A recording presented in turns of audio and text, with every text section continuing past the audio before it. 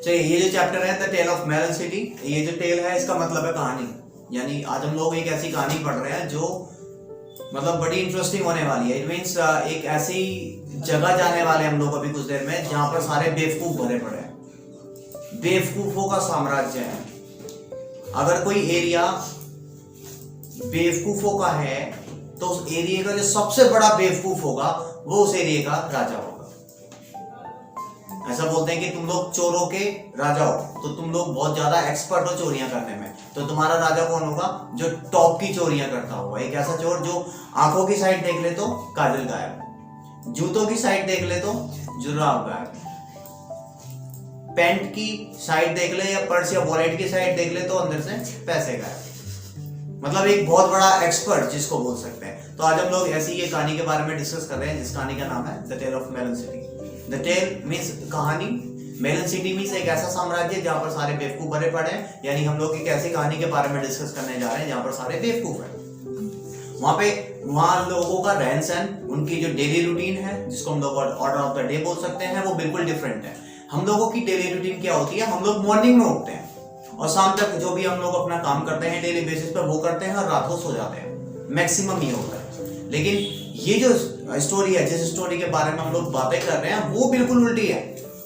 वो दिन भर सोते हैं, रात भर काम करते हैं। वहां के जानवरों को इस तरीके का ट्रेनिंग दी गई है, इस तरीके का मतलब उनकी डेली रूटीन में इस तरीके से वो समायोजित हो चुका है, इन्वॉल्व हो गए हैं कि वो दिन भर सब शांत हैं, सब सो रहे हैं और रात भर जाग करके अपने सारे काम करते हैं। यानी हम कह सकते हैं कि वो सारे उल्लू ही हैं। ये जो स्टोरी है जिसके अंदर कुछ मेन कैरेक्टर्स हैं, एक तो है वो टीचर। जो भी टीचर्स होते हैं वो अपने स्टूडेंट्स को हमेशा एक सही एडवाइस करते हैं, एक सही सलाह देते हैं।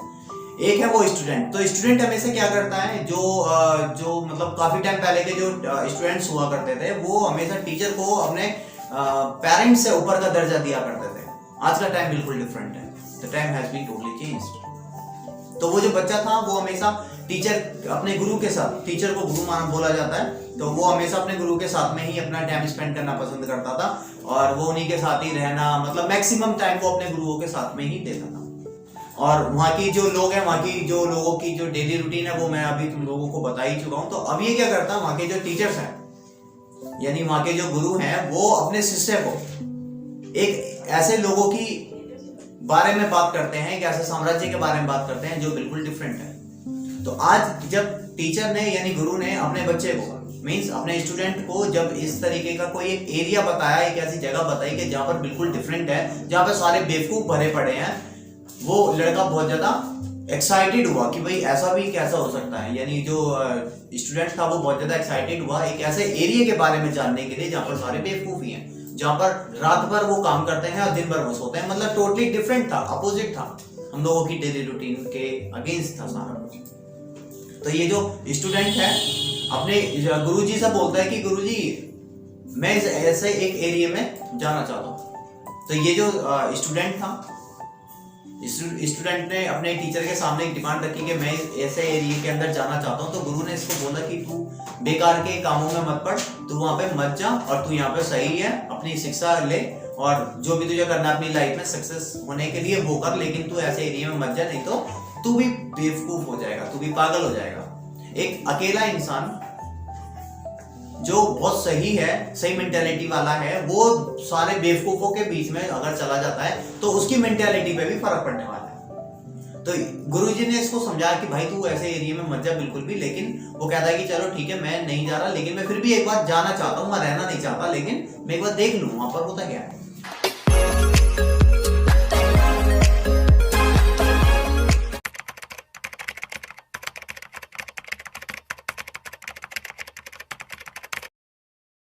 तो एक बार ये होता है, ये जो बच्चा है ये अपने गुरु के साथ में उस एक ऐसे एरिया के अंदर जाता है। जब ये इसने एक ऐसे एरिया के अंदर मतलब एक ऐसे गांव के अंदर अपने कदम रखे, तो ये जाते हैं दिन में। अगर हम लोगों को कहीं जाना होता है तो हम लोग भी तो दिन में जाना ही पसंद करते हैं। तो ये जो बच्चा है अपने गुरु के साथ में उस गांव के अंदर जाता है और गांव के अंदर जाने के बाद में ये वहां के लोगों से मिल ही नहीं पाते हैं, क्योंकि ये जाते हैं दिन में और दिन में क्या हाल होगा, सब सो रहे हैं। वहां के जो जानवर हैं वो भी दिन में सो रहे हैं। मतलब उन्होंने अपने जानवरों को भी इस तरीके से ट्रीट कर रखा था कि वो रात को काम करेंगे, खेतों में काम करेंगे, या जो भी काम हम लोग दिन में कर रहे होते हैं वो सारे वो रात में करते हैं, और रात के होने वाले सारे काम दिन में। तो रात में क्या काम होगा, मैक्सिमम सोया जाएगा। सारे जितने भी किसान होते हैं, मैक्सिमम जो किसान हैं, मतलब जो भी जो नाइट बनती है वो रेस्ट के लिए बनती है, और वर्किंग जो टाइम होता है वो डे का टाइम होता है। लेकिन वहां पे बिल्कुल अपोजिट था। तो आज ये जो शिष्य था, शिष्य गुरु से फोर्स करता है कि मैं इस एरिया के अंदर ही रहना चाहता हूँ, मैं यही रह करके अपनी जिंदगी आगे की बिताना चाहता हूँ। गुरुजी ने इसको बहुत समझाया कि तू बेकार के चक्करों में मत पड़, तू सही है कि हाँ तेरा माइंड एक ठीक ठाक है, लेकिन तू बेवकूफों के बीच में जाएगा तो तू भी बेवकूफ बन जाएगा, और जब सारे ही बेवकूफ हैं तो कहीं ना कहीं तुझे प्रॉब्लम होगी। ये मानता नहीं अपने गुरु की बात को और बोलता है कि गुरुजी अब तुम यहाँ से जाओ और मैं यहाँ पर अब रहूंगा, और क्योंकि मैं एक अकेला बुद्धिमान हूँ इस पूरे गांव के अंदर, तो यहाँ का राजा मैं बन जाऊंगा। जो इंसान राजा बन जाता है भाई, उसकी सरकार होती है। फिर ये सोचता है कि मैं मोदी बन जाता हूँ, जो कि पॉसिबल ना हो। तो ये ऐसे एरिया के अंदर जाकर के रहना स्टार्ट करता है, और वहां के लोगों के बीच में ये फंस जाता है। मतलब उसने जब वहां रहना स्टार्ट कर दिया, तो ये भी दिन पे दिन, जब हम लोग बहुत सारे बेवकूफों के बीच में रहते हैं ना, तो हमारे माइंड पे भी असर पड़ता है। तो ये एक ऐसे एरिया के अंदर इसने रहना स्टार्ट किया, तो दिन पे दिन इसे भी प्रॉब्लम होने लगी। आज ये हुआ था काफी टाइम के बाद में, जो वहां का सबसे बड़ा बेवकूफ राजा था, यानी who was the Malan king of that area, जो भी उस एरिया का सबसे बड़ा बेवकूफ था, वो कौन था, वहां का राजा। तो राजा ने आज क्या करा था, सारी प्रजा को बुलाया, और जैसे हम लोग नॉर्मल एक स्टेज पे ना होकर के नॉर्मल जमीन पे होकर के सबसे बातें करते हैं, तो जब तुम्हारे सामने 2 3 4 5 10 होते हैं तो बात समझ में आती है, लेकिन जब तुम लोग के सामने एक बहुत बड़ा क्राउड आता है तो तुम्हें स्टेज की जरूरत होती है। अगर मान लो हम लोग किसी स्टेज पे नहीं है, नॉर्मल जमीन पे ही खड़े हुए हैं, जहां पर बहुत सारे लोग खड़े हुए हैं, तो हम लोग को कुछ एरिया तक के तो लोग नजर आएंगे, लेकिन उसके बाद में ब्लैक ब्लैक ब्लैक रहता है। तो ये जो बच्चा था, ये उस एरिया के अंदर रहने के लिए फोर्स करता है। टीचर इसको बार बार आज भी मना कर रहे हैं। तो वहां के जो थे राजा ने क्या करा, वहां पर उस एरिया के अंदर रह करके जब उसने अपनी सारी प्रजा को बुलाया, प्रजा तो समझते हो तुम लोग, मीन्स जो गांव के जितने भी लोग थे, वहां के जितने भी बड़े बड़े मतलब जितने भी गांव के सारे लोग थे, उन सबको बुलाता है और बोलता है कि भाई मुझे ना यहाँ पर एक ब्रिज बनवाना है। ब्रिज मतलब एक स्टेज टाइप बनानी है, राइट। तो जहां पर मैं एक स्टेज बना दूंगा, और एक ब्रिज के नीचे से तुम लोग निकले ही होगे, तो ब्रिज के नीचे से फ्लाईओवर्स भी समझते होगे तुम लोग। तो उसने वहां पर एक इस हद तक का एक फ्लाईओवर या एक हद तक का एक ऐसा ब्रिज बनवाया, जिसपे राजा खड़े होकर के सारे लोगों को देख सके और उनसे आराम से बात कर सके, राइट। ऐसे ब्रिज को बनाने का कॉन्ट्रैक्ट दिया जाता है एक कॉन्ट्रैक्टर को, जो कॉन्ट्रैक्ट लेते हैं और अपनी लेबर से काम करवाते हैं।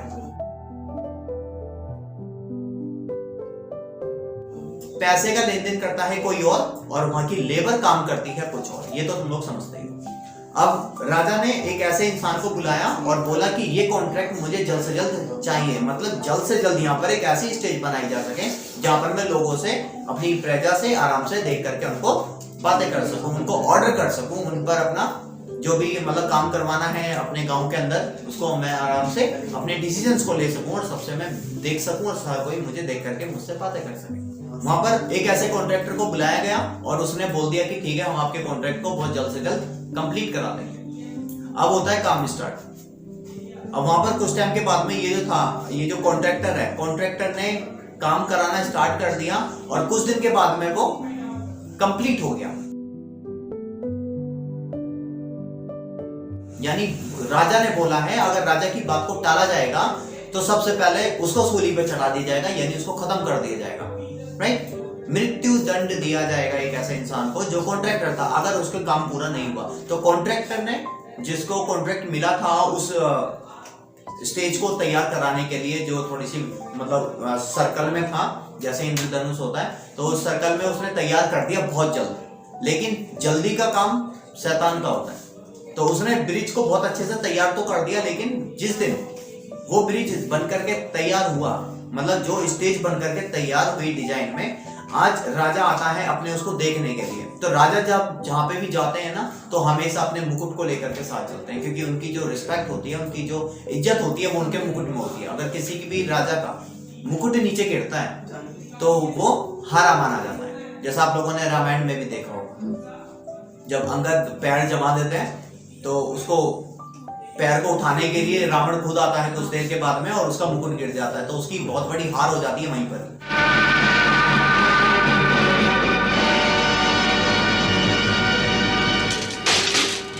राइट, और भी बहुत सारे सीन थे। तो ये जो थे राजा जब उस ब्रिज के नीचे से निकल करके ब्रिज पर आएगा, तो राजा ने जब ब्रिज को नीचे से क्रॉस किया तो उस ब्रिज की हाइट उन लोगों ने उस हाइट तक रखी थी कि एक नॉर्मल हाइट थी। अगर हम लोग ब्रिज बनाते हैं या फ्लाईओवर्स बनाते हैं तो वो हम लोग बहुत बड़े डिस्टेंस के साथ लेते हैं ताकि एक बहुत बड़ी गाड़ी भी आ जाए तो हमें कोई प्रॉब्लम ना आए। लेकिन उस ब्रिज को गाड़ियों के लिए नहीं बनाया गया था, बस उस पर खड़े होकर के लोगों से बातें कराई जा सके। अगर हमारा जो स्टेज है अगर वो 2.5-3 फीट का भी है तो काफी होता है। तो राजा को ध्यान में रखते हुए उसने थोड़ा सा ब्रिज बना दिया ऊंचा, ताकि राजा को कोई दिक्कत नहीं होनी चाहिए। अगर कोई भी दिक्कत होगी राजा को तो राजा मुझे जान से मारने का ऑर्डर भी दे सकता है। और बेवकूफों वाला वो शहरी था, तो वो छोटे से रीजन पे किसी को भी मृत्युदंड दे सकता है। राजा के ऊपर डिपेंड करता है, उसके माइंड के ऊपर डिपेंड करता है। राजा जब उसके नीचे से निकल करके जाता है, राजा अपनी गर्दन नीचे नहीं झुकाएगा। कोई भी राजा अपना ना तो गर्दन नीचे झुकाएगा, ना अपना मुकुट गिरने देगा, और ना उसके शोल्डर डाउन होने चाहिए। हार मानी जाती है, उसकी बेइज्जती मानी जाती है। तो राजा ने बिना झुके उस जब ब्रिज को क्रॉस किया, मतलब ब्रिज के नीचे से निकल करके आया, तो उसका मुकुट ब्रिज की दीवार में टच हो गया और वो मुकुट नीचे गिर गया। राजा का मुकुट जब नीचे गिरा तो भरी महफिल में उसकी बहुत बड़ी बेइज्जती हो गई। सही है। उसकी जब बेइज्जती हुई तो उसने अपने जो क्लोज के जो सहपाठी थे, सहपाठी का मतलब है कि जो उसके मतलब दरबारी टाइप, जो मेन दरबारी होते हैं, उनको बुलाया और उनको बोला कि उस कॉन्ट्रैक्टर को बुला करके लेकर के आया जाए, उसको मृत्यु दंड दिया जाएगा। ये कोई मतलब मृत्यु दंड देने का कोई रीजन नहीं था, लेकिन बेवकूफों वाला साइड था तो वो वहां पर फंस गया। अब ये वहां पर कोई भी चर्चा नहीं हुई, स्टेज पे कोई भी चर्चा नहीं हुई। अब सारी जो चर्चा होगी वो होगी दरबार में, राजा के दरबार में। तो जहां पे राजा बैठा हुआ है अपने सिंहासन पर, राजा ने वहां पर बोल दिया कि जल्द से जल्द उस कॉन्ट्रैक्टर को लेकर के आया जाए, उसको हम लोग मृत्यु दंड दिए जाएंगे। तो वहां पर एक मृत्यु का मतलब जिसको फांसी देते हैं, गले में रस्सी वस्सी कपड़ा वपड़ा डाल करके सारी तैयारी कर ली थी। अब बस वो कॉन्ट्रैक्टर आएगा और उसको सूली पे चढ़ा दिया जाएगा। अगर तुम लोग होते उसकी जगह, क्या तुम लोग ये डिसीजन लेते? पॉसिबल ही नहीं था। लेकिन वो एक बेवकूफों वाला शहर था जहां पर ये डिसीजन लिया गया। उस कॉन्ट्रैक्टर को ढूंढा गया, उस कॉन्ट्रैक्टर को बुलाया गया और बोला गया कि भाई तुम मरने के लिए तैयार हो जाओ। अब कोई भी इंसान तुम्हें अचानक से बुलाता है और बोले कि भाई चल अब तुम मरने के लिए तैयार हो जा, तो तुम्हारी तो कुछ देर के लिए माइंड ही काम करना बंद कर जाएगा कि भाई ऐसा मैंने क्या कर दिया कि मुझे मृत्युदंड दिया जा रहा है। तो वो बोलता है कि सर आपने जो मेरे लिए मृत्युदंड निर्धारित कर रखा है मैं उससे एग्री करता हूं, लेकिन पहले तुम मेरा कसूर तो बताओ, बात क्या है। वो बोलते हैं कि तूने ब्रिज को कि इस टोन में बनाया है कि हमारी वहां पर इंसल्ट हुई है। तो ब्रिज गलत बना है जिसकी वजह से हमारी इंसल्ट हुई है और जिसकी वजह से तुम्हें मृत्युदंड दिया जाएगा। जो कॉन्ट्रैक्टर था, कॉन्ट्रैक्टर ने कॉन्ट्रैक्ट तो ले लिया था, लेकिन कॉन्ट्रैक्टर कभी काम नहीं करता। काम करती है कौन? लेबर। उसने बोला कि सर मैं तुम्हारा गुनहगार हूं, लेकिन इसका जो सच में जो गुनहगार है वो है मेरे मिस्त्री, क्योंकि मैंने कॉन्ट्रैक्ट लिया था लेकिन मैंने नहीं बनाया था, बनाया था मेरे मिस्त्रियों ने। तो इस मृत्युदंड किसको मिलना चाहिए? मिस्त्रियों को। मिस्त्रियों को बुलाया गया, सारे मिस्त्रियों को दरबार में पेश किया गया कुछ टाइम के बाद और बोला गया कि तुम लोग सारे तैयार हो जाओ, तुम लोगों को मृत्युदंड दिया जाएगा। अब सारे दरबारी उनको बोलते हैं कि सर हम आपकी जो डिसीजन है उससे हम लोग एग्री करते हैं, लेकिन पहले हमारा कसूर बताओ कि ये जो स्टेज थी वो तुम लोगों ने ही बनाई थी क्या? सर हमने ही बनाई थी, तो बस यही तुम्हारी गलती है, तुमने इसको ऐसे बनाया कि जिसकी वजह से हमारी इंसल्ट हुई और तुम्हें वहां पर मृत्युदंड दिया जाएगा। इन्होंने बोला कि सर ठीक है, लेकिन आप मृत्युदंड हमें दे रहे हो, हमें स्वीकार है, लेकिन आप मृत्युदंड एक ऐसे इंसान को दो जो सच में ही इसका गुनहगार है। ब्रिज हमने बनाया है, लेकिन इसकी जो ईंटें हैं वो हमने नहीं बनाई, इसकी ईंटें बनाई हैं भट्टा वालों ने। Do you understand? भट्टा वाले, जहां पर बहुत सारी ईंटें बनती हैं।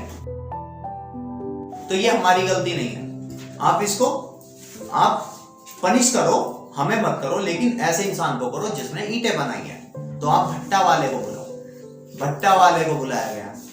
अब सारे लोग ना वहां से कहीं जा नहीं रहे, सारे वहीं जमा ही हो रहे हैं। भट्टा वाले को बुलाया गया, भट्टा वाले के सामने भी सेम बातें रखी गई। भट्टा वाले ने बोला मुझे तुम्हारे डिसीजन से कोई प्रॉब्लम नहीं है, लेकिन आप मृत्यु दो एक ऐसे इंसान को जिसने सही में कोई गुनाह किया है। तो भट्टा मेरा है, लेकिन भट्टा पे मैं काम नहीं करता। भट्टा पे काम कौन करता है? लेबर, जो मजदूर होते हैं। मजदूर को फांसी दो। राजा कहता हाँ भाई ये बात भी सही है। मजदूर को बुलाया गया, मजदूर को बोला गया कि भाई अब तुम फांसी के लिए तैयार हो जाओ।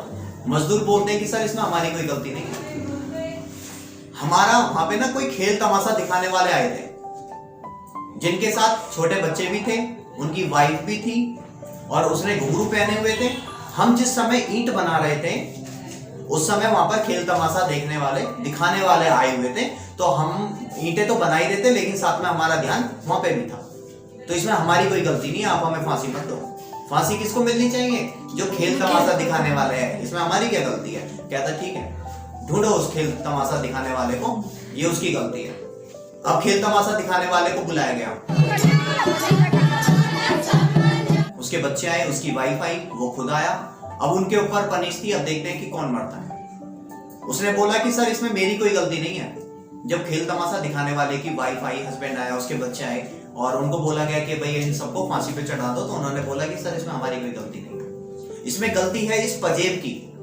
Do you understand? पजेब, पायल के मेरी वाइफ ने ना पायल कुछ इस इतनी अच्छी पहन रखी थी जो ये बजती थी और ये किसी का भी ध्यान हमारी साइड खींचती थी। तो इसमें हमारी कोई गलती नहीं है, गलती इस पायल की। इस पायल को फांसी पे दिया जाए। तो पायल को कोई क्यों फांसी पे दे सकता है? तो पायल बनाने वाले को बुलाया गया, मतलब बहुत सारे लोगों को इकट्ठा कर लिया गया। कुछ टाइम के बाद में सब हो गए बहुत ज्यादा कंफ्यूज। अब ये बात आई सामने कि भाई अब फांसी पे चढ़ेगा कौन, लेकिन राजा का जो भी डिसीजन होगा ना वो सबको मानना पड़ेगा। ये रूल होता था। राजा कोई छोटी मोटी चीज नहीं। तो उसने ये बोला था कि भाई फांसी तो देखो होनी है। अगर राजा ने कमिट किया है कि फांसी होनी है तो फांसी तो होनी ही है। इस दौरान आ जाते हैं उस बच्चे के टीचर, जो टीचर अभी कुछ टाइम पहले उस बच्चे को उस एरिया के अंदर जाने से रोक रहे थे। आज वो अचानक से उस एक ऐसी सिचुएशन पे आ जाते हैं। आज ये जो लड़का था जो उस एरिया का राजा बनना चाहता था, फांसी होने वाली थी इसको। बोलते हैं कि इस एरिया के अंदर जो भी सबसे बड़ा हाइट में है उसको फांसी पे बुलाया जाए और उसको फांसी दी जाए। वो लड़का उस गांव में सबसे अच्छी हाइट वाला था राजा के बाद। तो वहां पर यह भी था कि जिसकी अच्छी हाइट होगी वो भी राजा बनेगा, जो सबसे बड़ा बेवकूफ होगा वो भी राजा बनेगा। इसको वहां पर बुलाया गया और इसको बोला गया कि अब फांसी तुम्हें होनी है। आज ये जो लड़का अभी तक जो खुशी मना रहा था कि मैं अब इस एरिया का राजा बनूंगा क्योंकि मैं अकेला बुद्धिमान हूं और ये सारे यहाँ पे बेवकूफ भरे पड़े हैं, तो ये साम्राज्य मेरे हाथ में आ जाएगा, ये गांव पूरा मेरे हाथ में आ जाएगा। आज इसको फांसी दी जा रही है। आज ये अपने टीचर की बात, यानी जो अपने गुरु जो इसको मना कर रहे थे कि भाई ऐसे एरिया के अंदर मत जाओ, आज वो उनकी बात से एग्री कर रहा था कि अगर मैं अगर अपने गुरु की बात मान लेता तो मैं ऐसे बेवकूफों के बीच में ना फंसता और मुझे फांसी ना होती। इसको बिल्कुल रेडी करा दिया गया फांसी के लिए, लेकिन जो हाइट थी फांसी की वो थोड़ी सी ऊंची थी और इसकी जो हाइट थी इस बच्चे की, वो हाइट तो इसकी अच्छी थी लेकिन राजा से छोटी हाइट की थी। तो अब फांसी होने वाली थी इस बच्चे को। अब जो गुरु है, अब गुरु का रोल था कि वो कैसे भी अपने शिष्य को बचाए वहां से। तो गुरु ने राजा को बोला कि सर ये जो बच्चा है ना इसकी हाइट कम है, फांसी पे आपने जो कमिटमेंट किया है फांसी तो होनी ही अब किसी को, तो फांसी होगी किसको? जिसकी होगी सबसे बड़ी हाइट। अब वहां पर सारे लोगों को खड़ा कर दिया गया। सबसे बड़ी हाइट थी अब राजा की। और ये जो थे तुम्हारे गुरु को पता था कि ये बेवकूफ है, ये मेरी छोटी सी बात में ये फंस जाएगा और मैं इसी को मरवा दूंगा। तो राजा के सामने जो गुरु थे, गुरु ने ये भी बोला कि ये बहुत ही ज्यादा शुभ घड़ी है, जो इस टाइम मरेगा सीधे स्वर्ग जाएगा। अब राजा बोलता है, राजा ऐसा मौका नहीं छोड़ने वाला था। एक तो उसकी हाइट अच्छी थी, बड़ी थी, वो मरेगा, और राजा चिल्ला करके बोलता है कि फिर तो सारे पीछे हट जाओ, I am ready to die, मैं मरने के लिए तैयार हूं। एक तो हाइट अच्छी प्लस पॉइंट, दूसरा स्वर्ग के रास्ते खुले हुए हैं राजा के लिए, लेकिन ये सारा फेक था। ऐसा गुरु ने अपने शिष्य को बचाने के लिए बोला। तो अब जो तुम्हारे राजा थे, राजा आते हैं और फांसी लगाते हैं और खुद गोल हो जाते हैं। आज ये जो लड़का था अब ये वहां पर 1 सेकंड भी नहीं रुकना चाहता, आज ये मरते मरते बचा है। अगर गुरुजी सही टाइम पे ना आते तो आज तो इसका स्वाहा था, है ना। तो ये जो बच्चा था ये वहां से बहुत जल्द से जल्द निकलने वाला है। अब गांव की प्रजा ने, राजा मर चुका है, गुरुजी वहां से जा चुके हैं शिष्य को लेकर के, तो राजा खत्म, शिष्य नहीं है और जो गुरु थे वो भी नहीं है। अब बचा कौन? सिर्फ बेवकूफ वो वाला एरिया बचा। उस साम्राज्य के अंदर जितने भी अच्छे अच्छे बड़े बड़े बेवकूफ थे वो सारे बचे हुए हैं। अब उन्होंने क्या बोला कि राजा का सिंहासन कभी भी खाली नहीं होना चाहिए, नहीं तो अशुभ माना जाता है उस एरिया के लिए और कोई दूसरा गांव उस पर अटैक करके उस पूरे साम्राज्य को छीन सकता है, जैसे बाली और सुग्रीव के साथ हुआ। अब इसके बीच में ये जो थे तुम्हारे, एक आदमी बोलता है कि ये जो गली है सामने रोड पे से जो भी सबसे पहले इंसान निकलेगा, हम लोग पूरा गांव में इस साइड है, तो अब इस रोड पे जो भी सबसे पहले निकलेगा वही हमारा राजा होगा। तो एक फेरी वाला आता है, स्टॉलर, एक फेरी पे एक आदमी आता है तरबूज बेचते हुए, मीठे मीठे ठंडे ठंडे तरबूज। तो जैसे ही ठेली आएगी तो ठेली के पीछे आदमी होगा, या ठेली खींच करके तो कोई लाएगा नहीं, धक्का दे करके लाएगा।